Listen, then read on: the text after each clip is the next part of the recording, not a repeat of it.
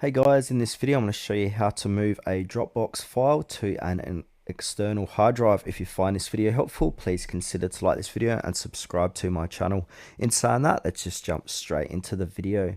Okay, so what we need to do is head on over to dropbox.com and sign into your account, and then find that file you'd like to move to your external hard drive. So what we need to do is download that file. So for this example, I want to go ahead and download this file.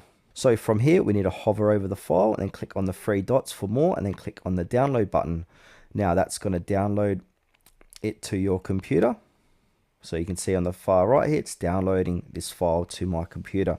Now this is going to get put into my downloads. So from here, once it's finished downloads, I want to go ahead and click on the button, click onto my downloads in my computer here. So I'm just going to open this up. Go to downloads, here's that file here. So now in order to move this to my external driver, I'm going to go hit Control X, and then from here I'm going to go to my external hard drive and then paste that in here. Alright, so I'm inside my external hard drive. I've got a new folder called it AA for the demonstration. Now paste that file inside of there. So that's how to move a Dropbox file to an external hard drive.